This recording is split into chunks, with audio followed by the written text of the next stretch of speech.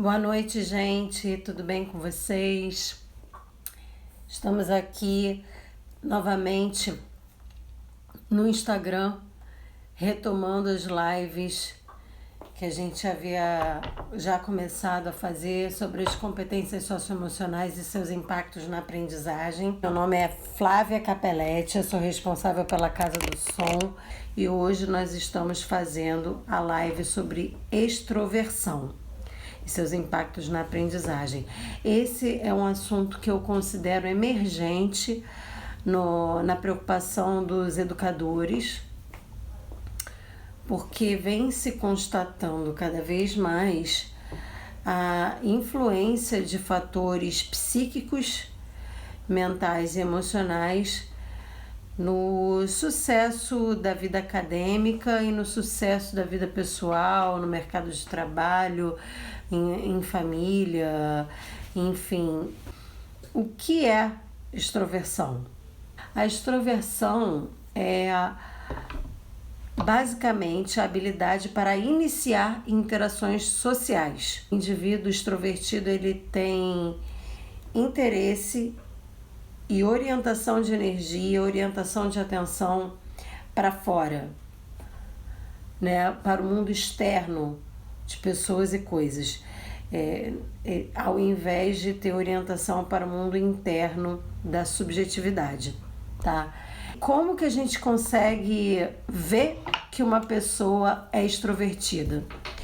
Quando a gente observa que a pessoa ela é amigável, ela é sociável, ela é entusiasmada, aventureira, se envolve em muitas atividades, ele é comunicador, é uma pessoa comunicadora que expressa suas ideias com facilidade, são pessoas que gostam de ser o centro das atenções. Geralmente essas pessoas possuem muitos amigos, elas gostam de novidades. Ok, isso é bom ou isso é ruim para essa pessoa dentro do meio acadêmico, dentro da sua vida escolar, da sua vida de aprendizagem?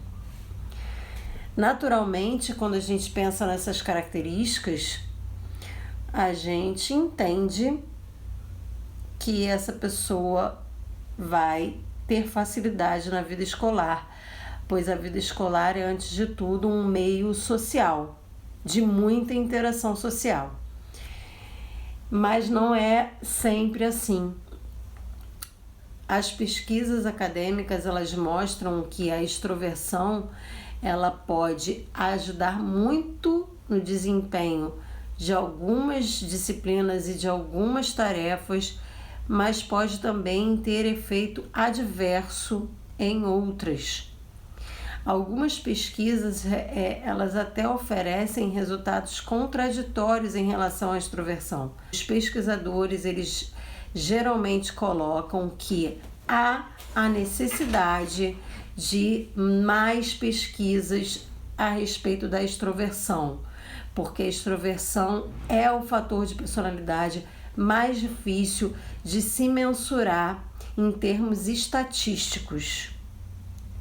Então a gente precisa ter muita cautela na hora de afirmar qualquer coisa sobre o impacto dessa extroversão. No entanto, nós como educadores podemos e devemos estar atentos a essas características, porque quando a gente vê um aluno que possui essas características, a gente percebe que ele aprende mais estando em certas posições sociais, diferentemente de uma pessoa introvertida, que ela vai demonstrar preferências e motivações maiores ao estudo em atividades em que ela possa explorar o seu lado mais subjetivo, mais íntimo. Em se tratando de vida social, mesmo que a pessoa não seja extrovertida por natureza, é muito importante que ela desenvolva habilidades de extroversão. É interessante que nós, educadores, forneçamos às pessoas, aos nossos alunos, aos nossos educandos, a oportunidade de desenvolver essas habilidades. E como é que a gente pode fazer isso? Basicamente, bolando atividades que contemplem as relações interpessoais. E a gente precisa estar atento porque existem fatores que influenciam o desenvolvimento da extroversão e fatores que diminuem a capacidade de desenvolvimento dessa extroversão. Assim como acontece na conscienciosidade, a presença de livros em casa e a valorização dos pais ao estudo faz com que o aluno se torne mais extrovertido.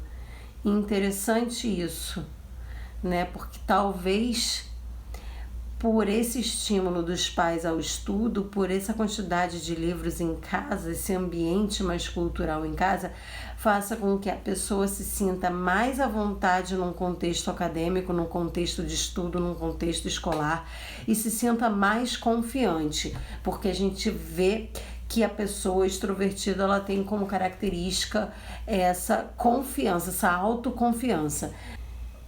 Turmas muito numerosas e turmas com muitos meninos têm impactos negativos sobre a extroversão. Aí a gente imagina que essas turmas muito numerosas não deem muito espaço para a afirmação da identidade, né, de cada aluno. Então, nenhuma das pesquisas a que tive acesso justificou do porquê da presença de muitos meninos atrapalhar o desenvolvimento da extroversão. No entanto, esse dado já foi comprovado. Se a gente tem uma turma com muitos meninos em relação às meninas, a gente promover mais atividades que favoreçam as interações sociais é importante. E a extroversão, apesar de não ter evidência científica de impacto no desempenho nas notas, a gente sabe que a extroversão ela é necessária no mundo fora da escola, no mundo da vida, né? A extroversão ela tem impacto sobre o tempo de permanência de um aluno dentro de uma instituição de ensino. Ou seja, ela favorece a inserção das pessoas nas universidades. Então isso é importante porque a extroversão provavelmente ela está relacionada a um grau de motivação à vida social que a escola representa. Se nós temos um aluno introvertido, vale a pena nós investirmos na elaboração dessas interações sociais desse aluno. É interessante que a gente estimule que o nosso aluno tenha essas características que são essencialmente positivas. Maísa, mas será que dependendo de como é promovida essa interação não pode ser algum modo recebido de maneira negativa pela criança? O modo como a gente propõe as nossas intervenções junto à criança é sempre relevante. Eu sempre falo o seguinte: nós somos servidores e quem vai receber o nosso serviço é a criança, é o nosso aluno. Então, nós estamos servindo a criança. Não é a criança que tem que servir a nossa expectativa, ao nosso interesse e ao nosso orgulho, né? E a nossa grande vontade de ver uma turma florescer ou uma turma fazer isso ou aquilo, né? Então, nesse contexto, a gente não está fazendo uma cobrança da criança. A gente está oferecendo vivências, oferecendo experiências. Digo assim porque eu fui uma criança extremamente tímida e nunca gostava de dinâmicas porque era exposta em público. Exatamente.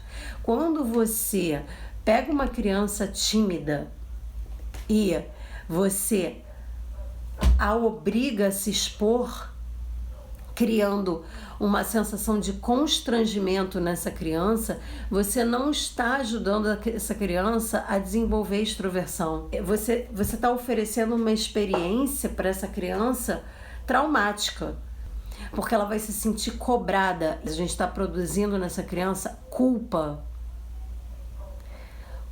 porque ela tem medo de estar nesse papel, de estar exposta, culpa porque ela não vai conseguir suprir a nossa expectativa, culpa porque ela não vai conseguir suprir a própria expectativa em relação à tarefa que está sendo proposta. É muito importante a gente ter esse carinho, esse cuidado, para a gente não projetar no nosso aluno nossas próprias idealizações, porque a gente pensa sempre no aluno ideal, né?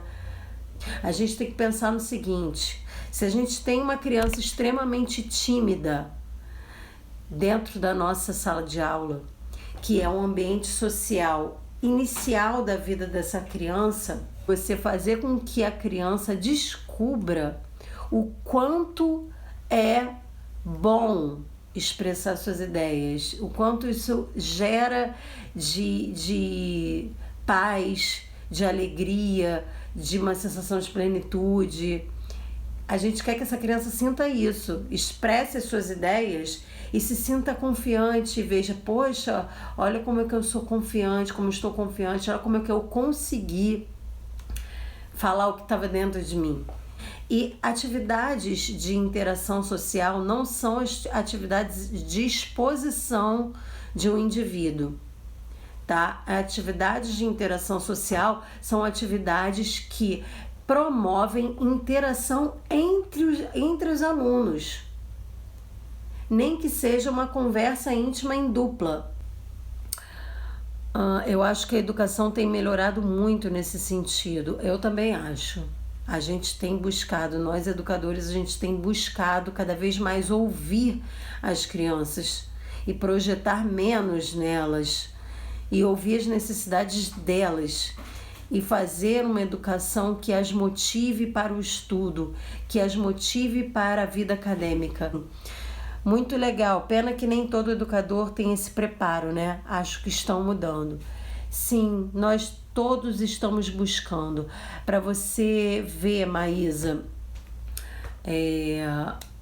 o documento do Instituto Ayrton Senna, que mensura as competências socioemocionais e seus impactos na aprendizagem.